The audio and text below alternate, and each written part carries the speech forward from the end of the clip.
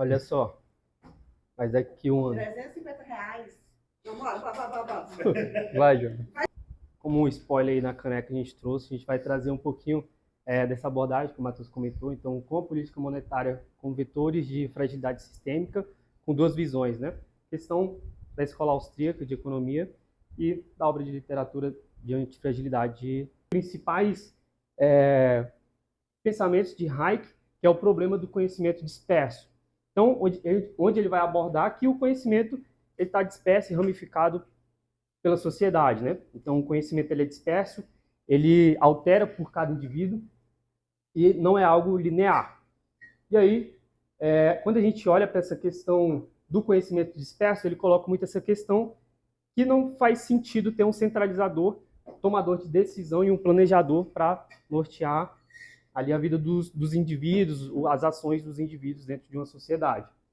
E aí, com essa intervenção que a gente coloca, por exemplo, a questão do Banco Central, com essa intervenção do Banco Central, a gente acaba prejudicando o papel do sinal de preços dentro da economia. Porque nada mais os preços, é a comunicação entre a oferta e a demanda dentro de um sistema. Ela não nasce dentro da economia, é um conceito diferente. Então, o Taleb vai trazer o conceito de antifragilidade, que seria a antítese do que é frágil. Geralmente, quando a gente pensa no contrário de frágil, a gente pensa no robusto. Uma mesa, por exemplo, que você bate e você não consegue quebrá-la de imediato. Só que o contrário da fragilidade não é algo que não é afetado, e sim algo que é otimizado, que é beneficiado pelo caos. Então, é isso que ele traz. Esses pequenos impactos, o que acontece é que você diminui a volatilidade no curto prazo, então no curto prazo vai variar menos, só que no longo prazo você aumenta o risco sistêmico, que acaba criando uma outra coisa que ele traz nas obras dele, que são os cisnes negros, né?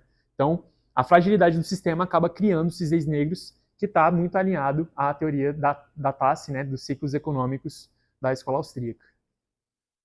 E aí, aqui a gente vai abordar muito aquela questão aquele ponto principal.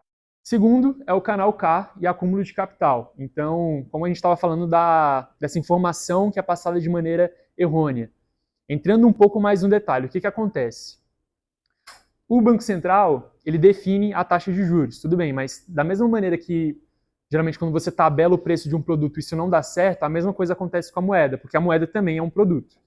Então, no final das contas, o valor da moeda, o valor da taxa de juros, ele deveria ser dado pelo nível de poupança que você tem dentro da economia. A partir do momento que o Banco Central define isso de maneira artificial para poder conter uma crise, por exemplo, você está passando essa informação de maneira errada para o mercado, como o Gustavo bem falou, e o que acontece são taxas artificiais. E aí a alocação de capital é feita da maneira incorreta. É feita em produtos que não vão trazer um fluxo de caixa, não vão trazer um benefício real, pelo menos não de maneira proporcional ao risco que aquele nível de poupança introduzido na economia está suportando naquele momento. Pode passar de novo. E aí, consequentemente, cresce a sensibilidade a choques, né? Então, aquela hora que a gente traz o green ali, trazendo justamente a questão dos pontos percentuais, aumentando essa relação entre a taxa artificial promovida pelos bancos centrais e o advindo de uma crise. E por último, a nossa conclusão. Então, políticas que tentam reduzir a incerteza acabam aumentando os riscos extremos. Sistemas centralizados são mais frágeis, descentralizados são não necessariamente menos frágeis, mas eles são mais adaptativos. Então, no curto prazo, eles vão abrir mão dessa proteção para que no longo prazo eles sejam beneficiados. A antifragilidade fornece um paradigma alternativo ao que a gente tem de maneira mais heterodoxa, né, com essa intervenção do Banco Central. A gente, obviamente, consegue ver uma convergência entre a escola austríaca e o Taleb. E, por último, a ordem emerge da desordem. A estabilidade vem justamente da liberdade. Ótima apresentação, uma maturidade assim, na apresentação de vocês. Tá? Eu acho que eu consegui entender mais o conteúdo do TCC com a apresentação de vocês, com a leitura. Assim. Legal. A gente tem muita apresentação, são profissionais, né? Faria Lima, né? Faria Lima, Faria Limers, né? Então, assim, eu gostei bastante, mas como a professora Paula já disse, está muito concentrado no que vocês gostam. A gente entende que vocês gostam da literatura, da escola austríaca. Passa muito profissionalismo, isso passa muito comprometimento de vocês dois com relação a isso.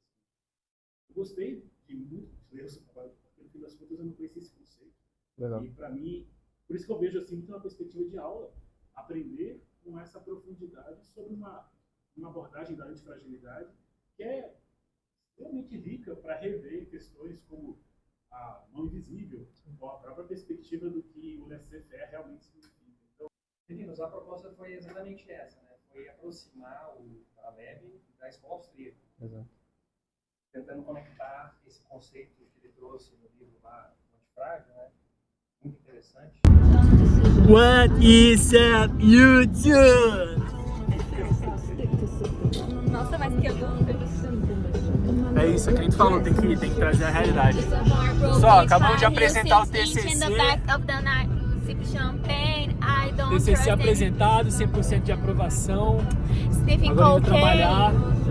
Drunk tears, drunk sex. I was looking for a man who was on the same page.